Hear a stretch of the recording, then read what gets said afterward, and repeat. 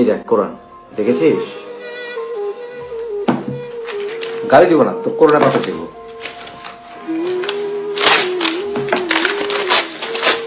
হ্যাঁ দেখ কোরআন। জসিম, তুই গালি দিয়েছিস না আমাকে, এর জন্য এই দেখ তোর কোরআনের পাতা ছিল। তোর একটা গালি দিবি, একটা করে কোরআনের পাতা ছিল, কোনো সমস্যা নেই। এই একটা করে তোর কোরআনের পাতা ছিল, একটা দিন একটা করে কোরআন ছিল। তোর কোরআনের গোষ্ঠী কিনাই দেখ তোর কোরআনের। আসসালামু আলাইকুম, আমার চ্যানেলে আপনাদের সকলকে স্বাগত। গতকাল কুফা ইসলাম বাটপাড়ের আমি একটি ভিডিও করেছিলাম পার্ট 1, আজকেরটা হচ্ছে পার্ট 2। মোফাজ্জেল ইসলাম, এই কুফা ইসলাম যে কত বড় নাস্তিক আর কত বড় বাটপার, এই মালটা বাংলাদেশের মানুষকে কিভাবে গুমরা করে সেটা আপনারা আগের ভিডিওটি দেখেই বুঝতে পেরেছেন। সে লাইভে ভিডিওতে এসে কোরআন শরীফ ছিঁড়ে ফেলছে। তাকে নাকি যতবার গালি দেওয়া হবে ততবার কোরআন শরীফের পৃষ্ঠা ছিঁড়া হবে, এবং প্রত্যেকদিন একটা একটা করে কোরআন শরীফের পৃষ্ঠা ছিঁড়বে। সে একদম যদি 1000% ভাবে প্রতিনিয়ত ডেইলি আওয়ামী লীগের দালালি করে, আওয়ামী লীগের কথা বলে, তারপরও তার মতো এসব নাস্তিককে, এসব বাটপারকে আমি ধিক্কার জানাই, এমন জ্ঞানী লোককে আমি ধিক্কার জানাই। সে মূলত 1 নম্বরের ভি ব্যবসায়ী, 2 নম্বরের সে আল্লাহ খোদা বিশ্বাস করে না। আল্লাহ খোদা যদি সে বিশ্বাস করতো, লাইভে সেভাবে কোরআন শরীফ ছিঁড়তে পারে না। সে এখন জামাতকে গালি দেয়, সুন্নিয়তের লোকদের কাছে ভালো হতে যাচ্ছে, সুন্নিদেরকে নিয়ে ভিডিও করে। সে কিছুদিন আগে আওয়ামী লীগকে গালি দিতে দিতে দিতে দিতে এমন পর্যায়ে নিয়ে গিয়েছে যে আওয়ামী লীগ যারা করে তারা বেশ্যার ছেলে, এই লেভেলের পর্যায়ে চলে গিয়েছিল। আবার এখন আওয়ামী লীগকে এমন ভাবে পাম দিয়েছিল যে আওয়ামী লীগের সকলে আমরা কি করেছি, সিনিয়র নেতৃবৃন্দ ওকে পীর মানা শুরু করে দিয়েছি। এরা মানুষের মস্তিষ্ক সাইকোলজি নিয়ে খেলে, কিভাবে করে মানুষকে গুমরা করা যায়। অতিরিক্ত পড়ালেখা করলে, বেশি ট্যালেন্ট হয়ে গেলে সে মানুষ নাস্তিক হয়ে যায়।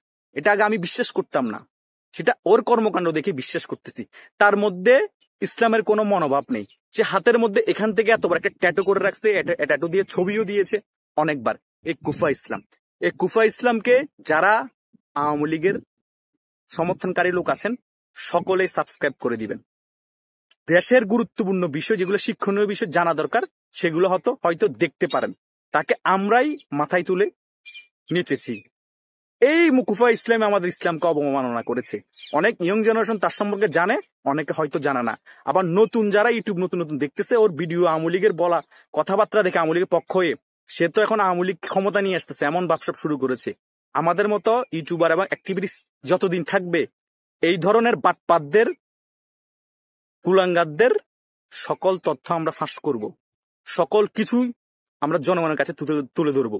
জনগণ অনেক গুমরা হয়েছে, আমরা বাঙালি হুজুগে, সে কারণে আমাদেরকে ব্রেন ওয়াশ এবং গুমরা করা অনেক সোজা। আমরা থাকতে আর হতে দিব না। সকলের সকল আসল রূপ তুলে ধরবো।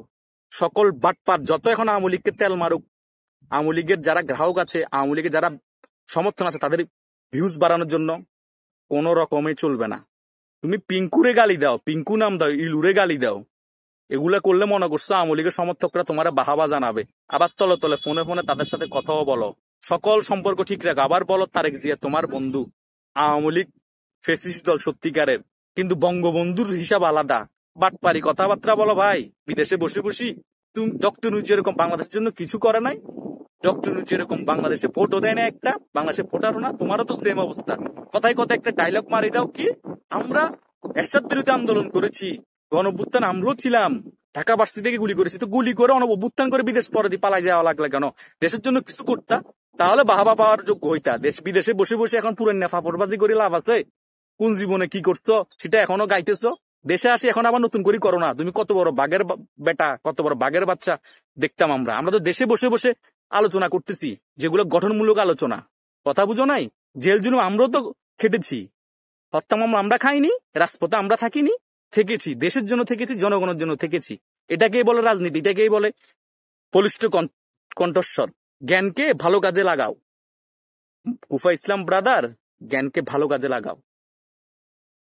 ধন্যবাদ সকলকে।